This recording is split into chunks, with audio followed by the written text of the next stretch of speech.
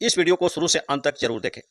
गोपालगंज समाहरणालय सभा कक्ष में मुख्य न्यायिक दंडाधिकारी महोदय, प्रिंसिपल मजिस्ट्रेट जे बोर्ड, पुलिस उपाधीक्षक एवं वरीय वैज्ञानिक FSL लैब NDPS जे बोर्ड, FSL अर्नेस्ट जजमेंट से संबंधित एक दिवसीय जागरूकता कार्यशाला का आयोजन किया गया।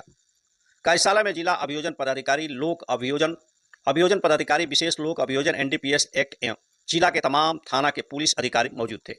आइए जानते हैं कार्यशाला के दौरान मुख्य न्यायिक दंडाधिकारी महोदय ने क्या कुछ जानकारी दिया, सुने आप। स्टेटमेंट जो आप लोग के लिए रामबाण है। एक एक्यूज रहता है जो किसी चोरी में पकड़ा जाता है और सब जितना SP साहब DSP साहब परेशान रहते हैं कि ये कांड नहीं हुआ, एक कन्फेशन ले जाते हैं। और आप फिलहाल मेरे यहाँ से CGM कोर्ट में रिमांड बंद हो गया, थावे SHO होंगे, मैंने वापस किया है। मैं कन्फेशनल स्टेटमेंट में नहीं कर रहा हूँ जब तक आप लोग कुछ ले नहीं आएंगे। 12 जुलाई को, इसी 12 तारीख को, 12/7/2024 को सुप्रीम कोर्ट ने क्या कहा, मैं पढ़ा देता हूँ। It is obvious that confessional statement recorded by the police officer which are part of the charge sheet cannot remain a part thereof and the same must be ignored. UP के DGP personal supreme court में appear हुए और उन्होंने कहा कि with in a week मैं एक circular निकालूंगा और यूपी में आज से कन्फेशनल स्टेटमेंट चार्जशीट में नहीं रहेगा। तब उनको पर्सनल अफेयरेंस से मुक्ति मिली और उन्होंने जाते ही दूसरे दिन मंडे को ही, जब से वो मंडे आया तुरंत उन्होंने सर्कुलर हो गया। यूपी में आप नेट पे देखेंगे सर्कुलर है, चार्जशीट में कन्फेशनल स्टेटमेंट नहीं रहेगा। इसके ग्राउंड में हम आपको एश्योर कर रहे हैं कि हम आपको रिमांड नहीं देने वाले। आप कुछ और ले आएंगे क्योंकि आप भी जानते हैं पुलिस के समझ किए गए कन्फेशन का कोई मतलब नहीं। हाँ, अब आप पूछेंगे उपाय कि हम क्या करें। आप पुराना वाला 27 है, अभी एक ऐड कर दिया, आप उसको कस्टडी में लेंगे, केस डायरी में लिखेंगे, उसके संदर्भ में पूछताछ कीजिए। उसी के में अगर कोई फैक्ट आपको उजागर होता है वो उतना फैक्ट रेलिवेंट होगा। उसने बताया कि मैंने इस बंदूक से मारा था और लूट का सामान यहाँ रखा है, चलिए चल के बरामद करा देता हूँ। आप लिखेंगे ऊपर 27 का कथन और आप बढ़िया से लिखते हैं संस्वीकृति कथन, माता पिता और सब गवाह वहाँ पुलिस अधिकारी के साथ कसम खा के कह रहा हूँ सब सही कह रहा हूँ, सब कोई मतलब नहीं। आप ऊपर लिखे ना 27, क्योंकि उसके अलावा आप जब्ती नहीं करते, उसके अलावा कोई जब्ती ही नहीं होती है। मेरे केस में अभी थावे से डिस्चार्ज हुए नट लोग जो 8 महीने से जेल में थे, केवल एक एविडेंस था कन्फेशन, और कन्फेशन का जो एविडेंस था उसी एविडेंस में के आधार पे उसको 3 केसेस में पहले पकड़ा गया था और उस तीसरे केस में उसकी वहां वाली जब्ती 1, 2 और अब इस केस में लगाई। पिछले 7 महीने से वो लोग जेल में। तो अब कन्फेशनल स्टेटमेंट सुप्रीम कोर्ट फिर से कह दिया कि एकदम इग्नोर कर देना है। आप माने या न माने, हम लोग को मानना होगा। हमको मानना होगा तो आपको भी मानना होगा। आप ऊपर लिखे ना 27 का स्टेटमेंट, उसी के अकॉर्डिंगली आप जाइए। अब तो 25 में सब ऐड कर दिया नया एविडेंस में, आप उसी के अकॉर्डिंगली जाइए, कुछ जब्त करिए, पकड़ के ले आइए। जब आप वो फोटो और वीडियोग्राफी ले आएंगे तभी ना हम आपका इन्वेंट्री सर्टिफाइड करेंगे। ठीक, फोटो आप ले आ रहे हैं उसको भी सर्टिफाइड कर देंगे कि जैसा जैसे था, जितना माल था सब आप मेरे पास ले आए। Taking in presence of such magistrate photograph of such drug and certifying such photographs, उसको भी करेंगे। तीसरा, allowing to draw representative sample of such drugs or substance in the presence of such magistrate and certifying the correctness of any list of samples so drawn। फिर हम sample लेंगे, certified करेंगे और भेज देंगे। इतना प्रोसीजर इसलिए बनाया गया कि 52A का सब क्लास जो 4 कहता है वो बड़ा इंपॉर्टेंट है। मान लीजिए IO साहब जो सीज किए, उनका डेथ हो गया, ट्रांसफर हो गया, नहीं आ पा रहे हैं किसी कारण से, तो अगर ये हो जाएगा तो 52A का सब क्लास 4 कहता है कि ये प्रोसेस इसलिए किया जा रहा है कि जब आपका सैंपल सर्टिफाइड हो गया, इन्वेंट्री सर्टिफाइड हो गया, तो वो प्राइमरी एविडेंस होगा CRPC और एविडेंस में दी गई किसी बात के होते हुए भी वो प्राइमरी एविडेंस, इसलिए ये जरूरी है। 100 का जो सीजर लिस्ट है आप उसको फॉलो करिए, फोटो खींचिए, और जहां जैसे पकड़ा जा रहा है अगर बहुत सारा मात्रा में तो एक मात्रा में आप रख लीजिए, कतई वहां पे सैंपलिंग मत करिए आप। ठीक, कई बार हमने बताया, हम बताते हैं, 1 साल रहे हैं तो नगर थाने से आता है कि काले रंग की पुड़िया में स्मैक की तरह का पदार्थ रखा है, पुड़िया यहाँ उजला रंग निकल जा रहा है, जो कि बाद में उसको उजले रंग में कर दिया गया और फिर ले आए, और उजला रंग से ही रखा के सब में से हम थोड़ा थोड़ा लिया, उसकी हमने वीडियोग्राफी कराई, सबकी वीडियोग्राफी होती है, पेन ड्राइव में आता है। तो जब वो कोर्ट में खुलेगा तो केस तो वहीं खत्म हो गया। एफआईआर में लिखा काले रंग के पुड़िया में और हमारे सामने आया सफेद रंग की पुड़िया में, केस तो खत्म हो गया। तो आप एकदम श्योर करेंगे कि जो जैसा जहां पकड़ रहे हैं उसको इन्वेंट्री उसी रूप में उसमें लिखें और वैसे ही हमारे पास ले आए, वहीं सैंपलिंग। वो प्राइमरी एविडेंस माना जा रहा है, कितना लॉ ने उसको पवित्र माना है, सेंसिटिव दी है कि वो प्राइमरी एविडेंस हो गया। ठीक, इसी का एक और सेक्शन है जो परेशान कर रहा है हम लोगों को, सेक्शन 50। ये जो जजमेंट आया, ये जो सैंपलिंग का प्रोसेस आपको बताया, सर्च और सीजर का प्रोसेस, सीजर स्पेशली, सीजर के पॉइंट पे मोहनलाल का जजमेंट आया सुप्रीम कोर्ट का, हम बतवा दे रहे हैं आप लोग को। उसमें सुप्रीम कोर्ट ने कहा कि आप ऐसा नहीं कर रहे हैं, तो पूरे देश भर को गाइडलाइन दिया सबको।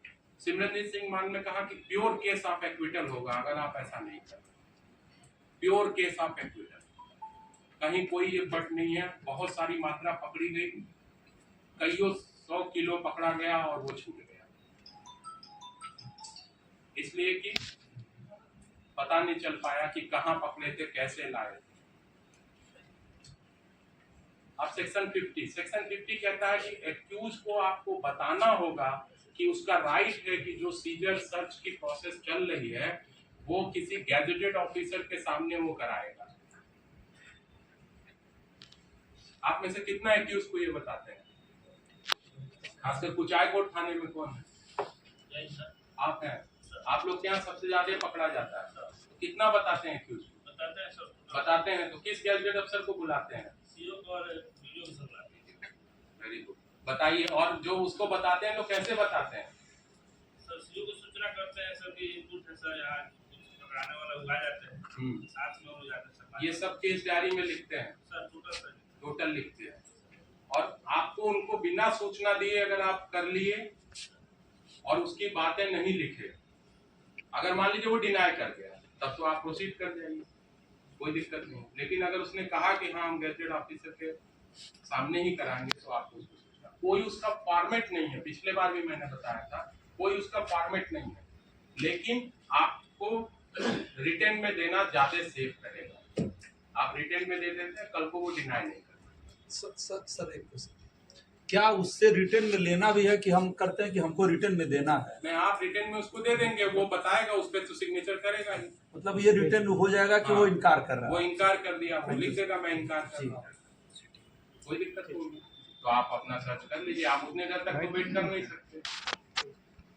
ये एनडीपीएस का इशू है। बताता हूँ आपको, जो प्रॉब्लम होगी लास्ट में पूछ सकते हैं, लास्ट में आप लोग पूछ सकते हैं। एक एक टॉपिक शुरू करते हैं। सबसे पहले एनडीपीएस शुरू करते हैं।